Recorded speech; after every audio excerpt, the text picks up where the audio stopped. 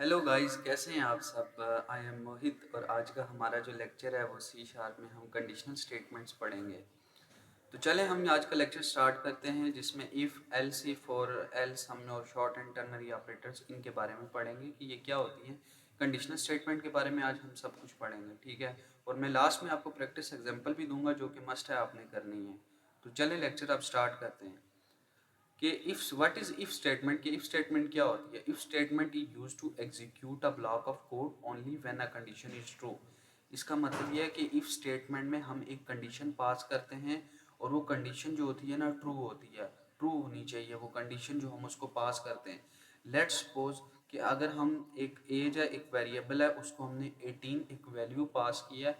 इसमें हमने कंडीशन लगा दी कि इफ़ एज ग्रेटर देन और इक्वल टू 18, कि अगर एज 18 के इक्वल है या ग्रेटर है तो वो प्रिंट करवा दे कि आप इलिजिबल हो वोट देने के लिए। अगर देखो इफ एज इज 18 और मोर, अगर 18 से कम होती एज तो वो प्रिंट ही ना करता। तो ये चीज़ सिर्फ इफ ब्लॉक जो होता है ना ट्रू बताता होता है कि अगर एज इससे ज़्यादा है तो ये चीज़ इफ स्टेटमेंट बताती है। तो नेस्टेड इफ स्टेटमेंट क्या होती है। इफ स्टेटमेंट के अंदर जो हम एक और इफ स्टेटमेंट यूज़ करते हैं उसको हम कहते हैं nested if statement. Let's suppose जैसे एज हमने 20 दी है और बुलियन हमें has ID equal to true, यानी हमने इसकी आईडी ट्रू कर दी है कि उसके पास आईडी भी मस्ट होनी चाहिए। अब जैसे उसकी एज हमारे पास ग्रेटर देन और इक्वल टू 18 है, हमारे पास एक कंडीशन ट्रू हो रही है, उसके अंदर हमने एक और इफ लगा दी है जिसको हम नेस्टेड इफ कहते हैं। अब इसको हमने कहा कि हैज़ आईडी, उसके पास हैज़ अगर आईडी, उसके पास आईडी है तो हम मतलब है ना, ऊपर हमने उसे ट्रू पास किया कि उसके पास आईडी है, तो उसने प्रिंट करवा दिया कि अलाउड टू इंटर, क्योंकि उसकी एज भी 18 से ग्रेटर है और उसके पास आईडी भी है।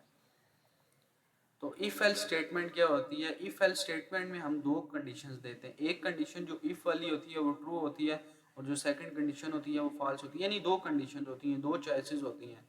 या तो आपने अगर फॉर एग्जांपल आपने कोई चीज़ दी हुई है, हाँ, जैसे यहाँ पे एक नंबर है, नंबर आपने 10 पास किया, अगर आप उसका मॉड्यूलस लेंगे, अगर वो ज़ीरो आ जाता है तो इसका मतलब वो क्या कहते हैं, इवन नंबर है। अगर नहीं आता तो इसका मतलब ऑड नंबर है। जैसे कि हमने if number modulus 2 equal to zero, अगर उसका मॉड्यूलस यानी रिमाइंडर ज़ीरो आ जाता है तो हम उसको कहते हैं कि वो इवन नंबर है। 10 को 2 से डिवाइड करते हैं, ज़ीरो अगर आ गया उसका रिमाइंडर तो वो इवन नंबर है। Else console dot right line करके हमने उसे ऑड नंबर प्रिंट करा देना है। लेट्स सपोज यहाँ पे 11 होता तो हमारा ऑड नंबर जो होता आउटपुट आ जाता। और अब एल्स इफ स्टेटमेंट क्या होता है, जब हमारे पास मल्टीपल कंडीशंस होती हैं और तब हम एल्स इफ यूज़ करते होते हैं। जैसे हमने देखो, अब इस तरह का मैंने आपको एक प्रैक्टिस क्वेश्चन भी दिया हुआ है और आपने प्रैक्टिस क्वेश्चन मस्ट है सॉल्व करना है। इससे क्या होगा कि आपको चीज़ों के बारे में अंडरस्टैंडिंग होगी अच्छे तरीके से। तो अब जैसे हमने इंट मार्क्स इक्वल टू 75 कर दी, या मार्क्स जो है ग्रेटर देन इक्वल टू 90, हमने एक कंडीशन इफ वाली लगा दी कि अगर 90 से ग्रेटर हो तो देन ए प्रिंट करवा दें। एल्स इफ, यहाँ पे देखो हमने एल्स इफ एक कंडीशन लगाई, अब हमारे पास मल्टीपल कंडीशन है तो हमने इधर एल्स इफ का यूज़ करते हैं। अगर मार्क्स ग्रेटर देन और इक्वल टू 70 है देन वो बी ग्रेड प्रिंट कर दें, और अगर ग्रेटर देन इक्वल टू 50 है तो देन वो सी ग्रेड प्रिंट कर दें। अब ये कंडीशन अगर इनमें से कोई कंडीशन मैच नहीं होती, जो फाइनल कंडीशन होगी तो वो फेल प्रिंट कर दे। ये चीज़ होती है एल्स इफ में। अब शॉर्ट एंड क्या होती है। शॉर्ट एंड जो होती है ना इफ एल्स ही की तरह की होती है, लेकिन इसको एक शॉर्ट वे से लिखा जाता है। जैसे अब हमने कंडीशन दे देनी है, पहली वैल्यू जो होगी ट्रू वैल्यू होगी जैसे इफ में हम पास करते हैं, जो सेकंड वैल्यू होगी वो फॉल्स वैल्यू होगी जैसे कि हमने एल्स वाले में पास करते होते हैं। जैसे इंट एज इक्वल टू 20 है, हमने यहाँ रिजल्ट है, रिजल्ट को कंडीशन दे दी कि एज ग्रेटर देन और इक्वल टू 18 होनी चाहिए। हमने कहा कि पहली कंडीशन इफ वाली उसे दे दी कि अगर वो ग्रेटर देन 18 है तो वो इलिजिबल है, एल्स में हमने कहा कि नॉट इलिजिबल है।